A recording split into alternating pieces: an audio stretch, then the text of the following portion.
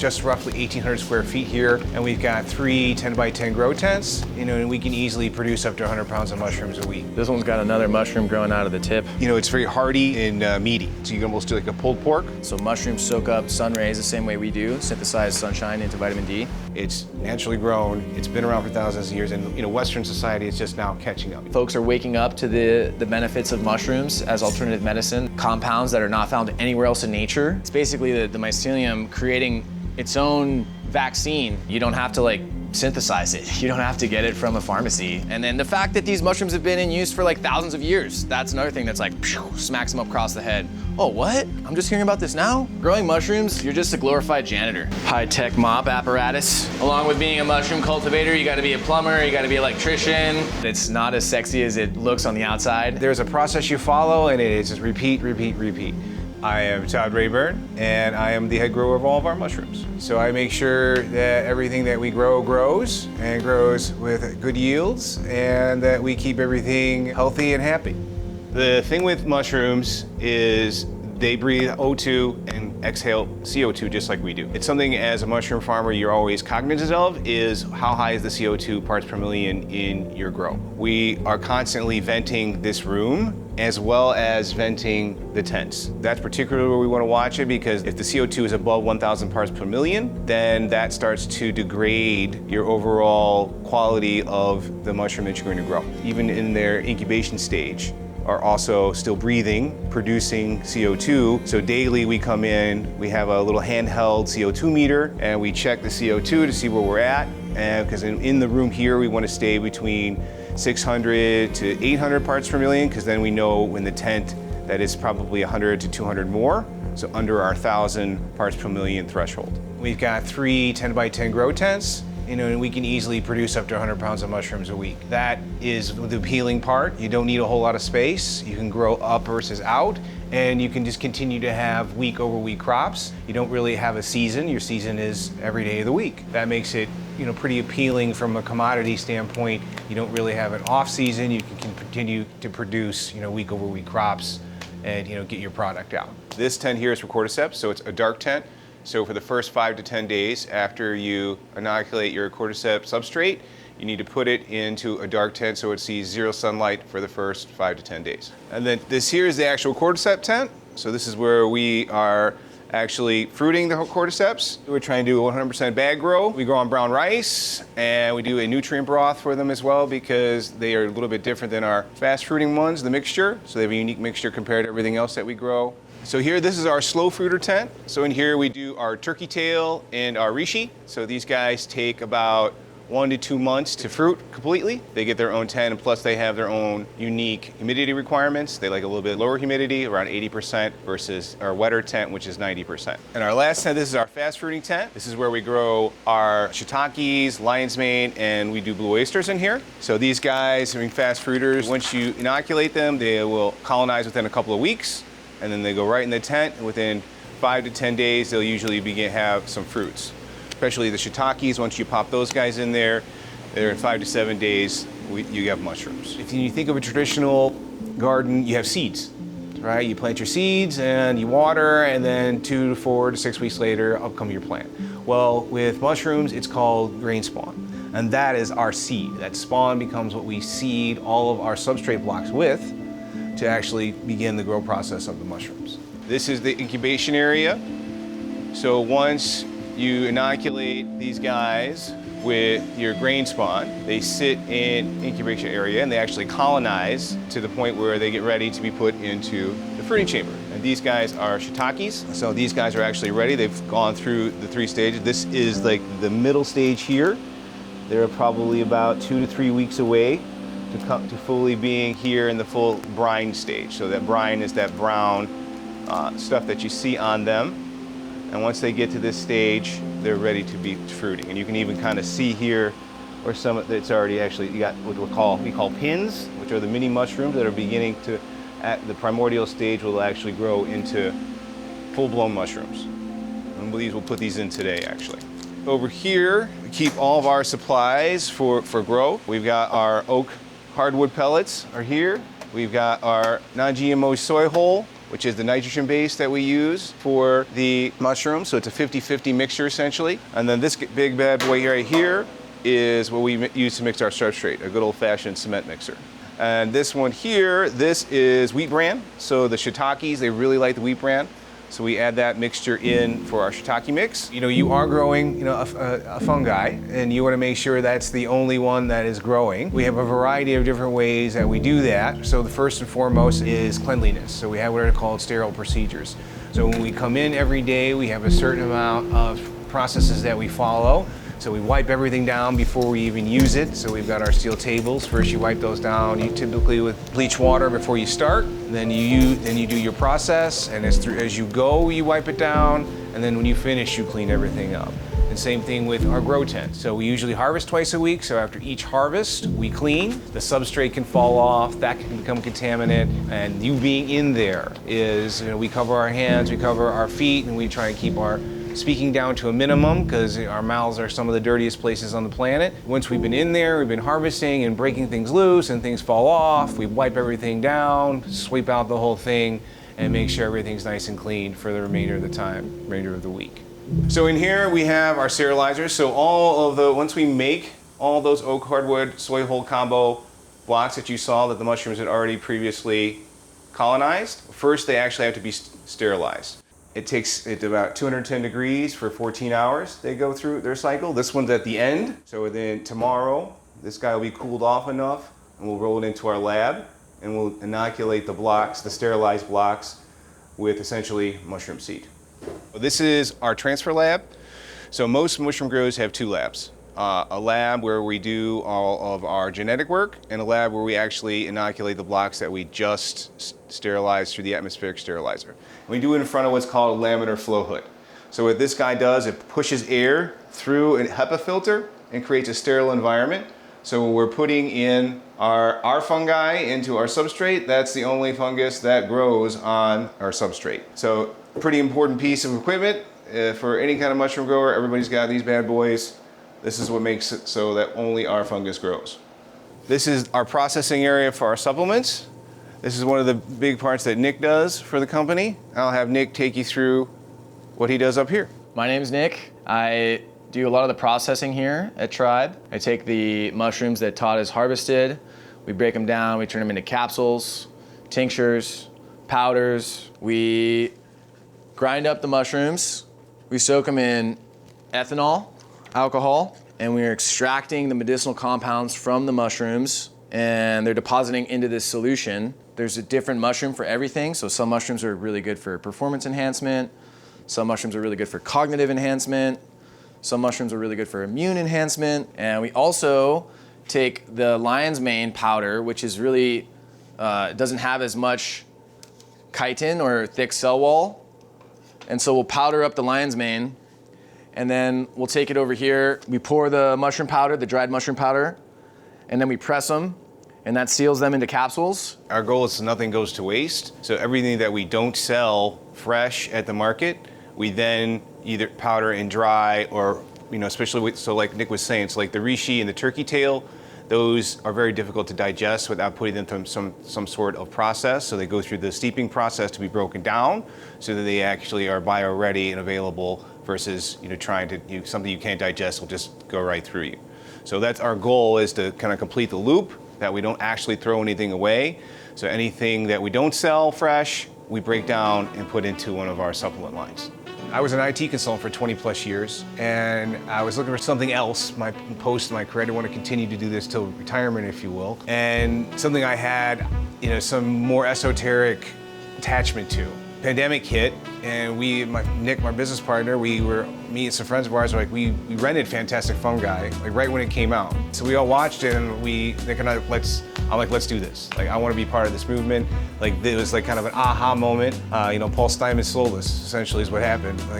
We want to be part of this, let's do this, and that just started it. That was like huge. And the first time I heard Paul Stamets' name was like back in 2012, 2013 in college, when a friend of mine was like, yeah, you should check out this if you're really into mushrooms. You know, this guy's got some really cool stuff going on. Then and other friends had given me his book over time. And I always thought like growing mushrooms myself was kind of like this very elusive project. I was like, you know, that seems like way too sciencey for me. I quit my job, like I want to learn, and so I spent most of 2020, or half of 2020 and most of 2021 learning to grow. We were doing it all out of my house. Actually, our spawn lab is still in my house. So I've got a very nice genetic spawn lab in my spare bedroom. That's how we did it. We were inspired by fantastic fungi. Like, you know, we want to be part of the mushroom movement, and it's just snowballed from there.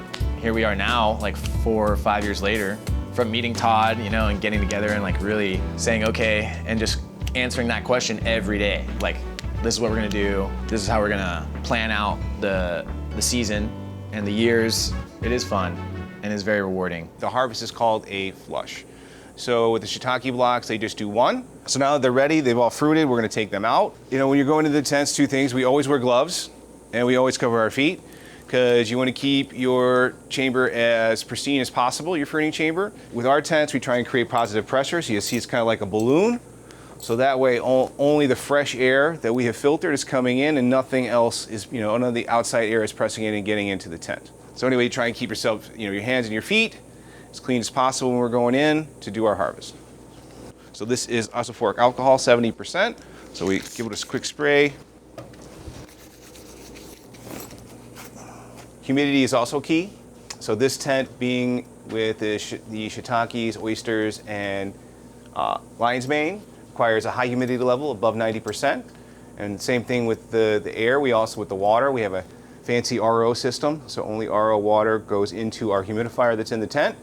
We also hit it with has a UV light in it, a waterproof UV light, to further make sure no other bacteria or any contaminants get into our humidifier.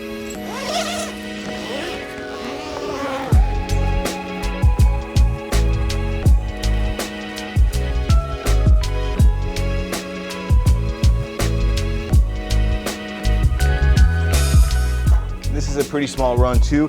Typically with shiitakes, we have this whole shelf full. Now we will trim the mushrooms off the block. That one sprouted 2 heads. So these are like, we kind of call it an abort. So even the aborts we still use, because they still have the beta glutens and the whatnot that the shiitakes have. Just it's not something that, you know, would be necessarily palatable for a dinner plate. This is a 3-fer. Look at that. So we have a friend who has a ranch.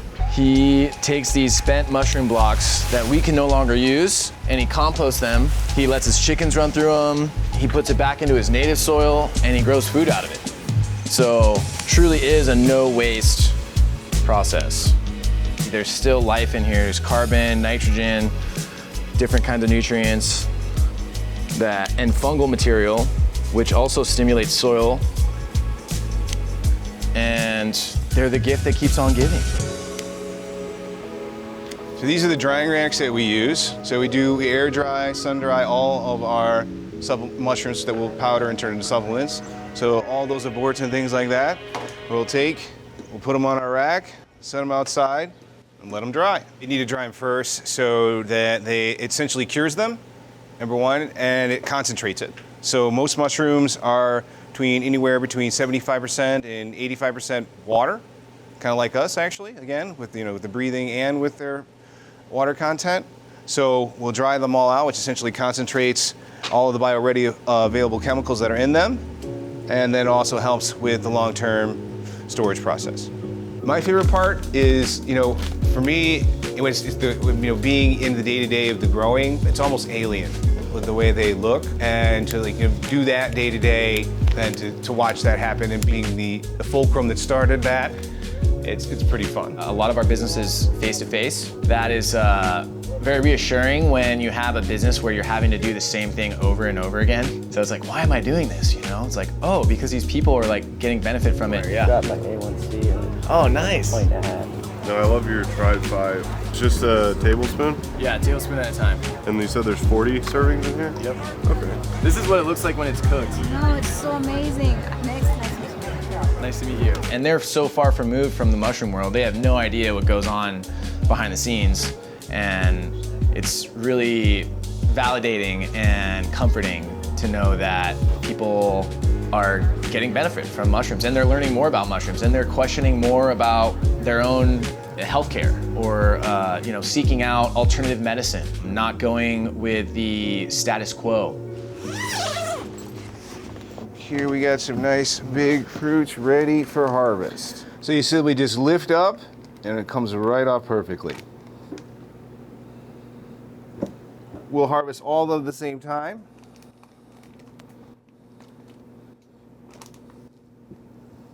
So there is round one of our lion's mane harvest. So now that we picked them, so we will trim away all of the substrate and we will put them into bags until we can take it to the market.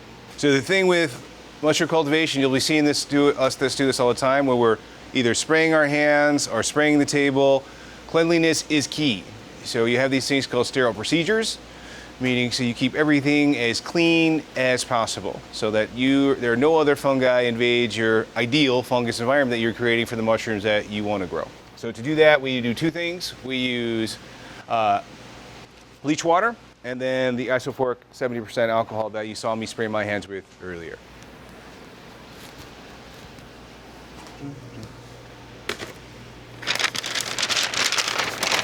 There we go. Trimming off the substrate. And then with the strain that we grow, so we grow this cauliflower type lion's mane. It's really meaty and hearty. You know, most folks, that's what they're looking for at the market, something that they can, as almost as a meat substitute. You know, we've had multiple people with neuropathy, you know, that have really gotten into our lion's mane products. They've said it's helped them with their movement, getting their feeling back in their feet and things like that. And we've had some of our products, like our electric brainwave, people have gotten off Adderall. I think that's part that's absolutely been really rewarding for us, right? We realize that this marketplace is something that A, people need, and then B, we get to be part of it. All right, all bagged up, ready to go to the market. It's naturally grown, it's been around for thousands of years, and you know, Western society is just now catching up. Eastern society, Chinese society, Japan, Korea, they've all known about these products for thousands of years, and now we're kind of, hey, we're looking for something beyond a capsule. And that is definitely a passion of ours, is to make sure you get that information out, and so everyone can be a part of that. And mushrooms are just one cog in the wheel. Like, there's all these other healthy lifestyle changes that you can make once you realize and you step out of this, Western medicine paradigm. I'm gonna go ahead and grab these oysters. These guys are ready too while we're in here. So this is the end of our second flush for these oysters. They're pretty prolific. Once they get in here, you get 2 or 3 really good flushes. I think people are just freaked out by the morphology of it, the shape of it. They're like, is that a cauliflower? Is it a coral? Like, it's not your average mushroom. So yeah, definitely people are intimidated by it a lot of times. But yeah, I tell people to break it up like string cheese. You could air fry it that way and make like popcorn chicken. Each mushroom has its own specific use and has been used like that for millennia. Folks are waking up to the benefits of mushrooms as alternative medicine. They have these compounds that are not found anywhere else in nature, and you don't have to synthesize it. You don't have to get it from a pharmacy. You can get it from nature. You can get it from a tent. So these fruits are our second harvest fruit. We always have a flush available to do for our powders and supplements. So we'll pull these off, trim them up, and get them out drying. I'm excited to see where we go as a country and as a Western society, integrating more of this stuff from the Eastern medicine side. We just do a fraction because we can't do it all. We don't want to spread too thin. So we just focus on 5 or 6 or now 7 different varieties. They absorb vitamin D just like we do. When they're in the sunshine, they will dry within 24 hours easily. Then you can wipe down the top of the humidifier. Wipe down also from the lion's mane shells that we harvested. Yeah, the shiitakes especially, because they're exposed, they're not in a bag. And if you come in here, you can see all the residue. There's just little itty bits, and those are vectors for contamination. So each, if you think about a microscopic scale, bacteria and other fungi that we don't want can attach onto these little pieces of debris and then grow harmful bacteria that will then impede the good mushroom's growth. That's what we don't want. So we want to eliminate those vectors for contamination by cleaning up Anywhere that we've been, all these are vectors, contamination vectors, like my clothes, my breath, my hair. Any little thing can be a vector for contamination. It's a lot of rinse and repeat, and it's a lot of clean, sterile procedures that you're gonna be exposed to a lot of isopropyl alcohol and bleach. All mushroom growers go through a phase where they have some contamination. We had ours in 2022, and so since then we've put these sterile procedures in place, and we follow them regardless, just to make sure we don't ever have to go through that again. Because once you go through it, you don't ever want to go through it again. Yeah, like Nick was saying, we even use even our mop heads, we use the microfiber, especially the oysters will sporulate. Even if you get them, they're major spore producers. So we'll also hit it with the shop vac. Just want to make sure we get up all the spores, because they're also another vector for contamination. After harvest, we are going to clean up here a little bit, and we'll be putting fresh blocks that are ready to fruit into the tent. So we did shiitake and lion's mane. The same thing we'll do as far as new blocks go into the tent. We'll put our shiitake blocks in that are ready to be fruited, and then we'll put in some lion's mane as well. So we're going to start with the shiitake, and so same thing. I'll wipe it down first with the bleach water, and then I'm going to wipe, this is the one that the exposed blocks are going to go on. I'm going to also wipe this down with the alcohol. Grab some blocks. All these 2 rows are going to go in today. They're all ready to finish brining, and we'll be putting them in. And you can see with this one, this guy's really ready to go. They got little mushrooms already popping, pinning and ready to fruit. So we'll spray our hands down again, because we're going to be touching an exposed block. Pretty much spray down everything that's going to touch, even the bag. So we'll spray down the bag with alcohol because it's been sitting for a couple months, so I like to wipe it down just as an extra precaution. Now what's unique about the shiitakes is everybody gives them a good couple of whacks to essentially mimic a piece of, because they all grow on dead wood in the wild. So a piece of dead wood falling from the tree. So we mimic that, we give it a couple of whacks. And now we're ready to open up the bag and get the block ready to go in the tent. You can see they're pretty messy, so they still got a lot of the brine juice, which is what we want. We want them nice and moist when we put them in the tent. You're putting in a set amount of water, and you're not constantly having to water the soil/substrate. Once you put the water in, it's self-contained, and even with the shiitakes, when that brining process essentially seals the block, so the water that's in the block stays in the block. And now while we do humidify, we're not literally watering all the time and have to worry about a certain point that, hey, the crop is getting dry, because each bag has got its own self-contained amount of water that we add when we're creating the substrate. All right, so we got that group out of the bag, and now we will put them in the tent on the nice clean racks. And two, because they'll drip juice after we put them in. So usually I'll do one final wipe down of the floor after we put these guys in, so the shiitake juice isn't sitting there for a couple of days. So just like any kind of cultivation, there's a process you follow, and it's just repeat, repeat, repeat. So you can see all the shiitake juice. So that's all the brine that comes off the block. That's the other thing about mushroom production. It's rinse and repeat, and harvest, harvest, harvest, chop, chop, chop. And the same thing what we do when we're putting bags into the tent. So you follow each of those processes time and time again to get you through your grow. All right, so now we'll grab some of the lion's mane blocks that we're gonna put in. So with the lion's mane, they stay in the bag, so we'll definitely be wiping these down with the alcohol. They're gonna be going in. They've been sitting for about 2 weeks in the shop, so we wanna wipe them down with the alcohol, make sure there's nothing on there we don't like.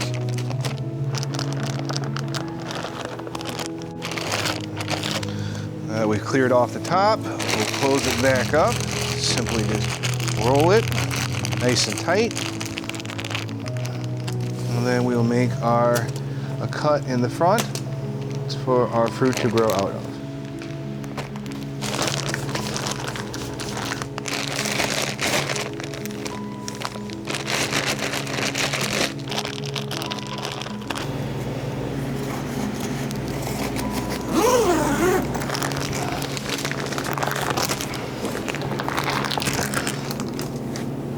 right, so now we got our fresh rocks in the tent.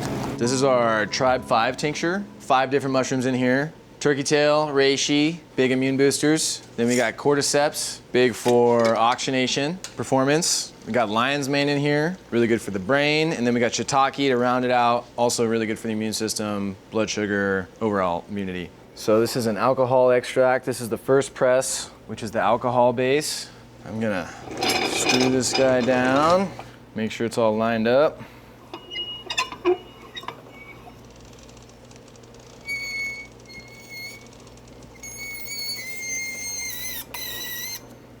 So it looks like we're just above a liter here. And then I'm gonna tilt this guy and see if any more comes out. There we go. We're closer to like 1175. I'm gonna take that number times by 4 because that will end up with a roughly 30 to 40% dual extract after I add the water. So we got 4,700, and that's how much water I'm gonna use to reconstitute what I just pressed from the alcohol. So now all the alcohol has been pressed out of this, and you're left with this brick of basically spent mushroom. Pour this in here. So here comes the spent mushroom from the alcohol extract. So we're gonna steep this in hot water, and then I'm gonna turn it off, and it's gonna cool down before I add it back to the alcohol. And we're gonna make essentially a tea. And I'm gonna turn that all the way up, put the lid on, and that's gonna go until I start seeing steam come out, and then I'll shut her off. I'll put it to this burner, let it cool down. With this much liquid, I'm probably gonna have to let it cool down for like 4 or 5 hours, and then I'll strain it again, and then we'll combine the 2 liquids, the alcohol and the tea, to make our dual extracted Tribe 5 tincture. I definitely want to give thanks to our teachers and the founders and the pioneers of the industry, because without them, we would not be here. We're definitely standing on the shoulders of giants. Southwest Mushrooms, Mike Crow was kind of a huge impetus for us to get started, and have written the books, who have taken the time, who have failed countless times to be able to have these successes that we can then build off of. It's also comforting to know that our struggles are not our own. Both Todd and I are super grateful. I mean, we're in the books constantly, so it's, and we're on YouTube a lot.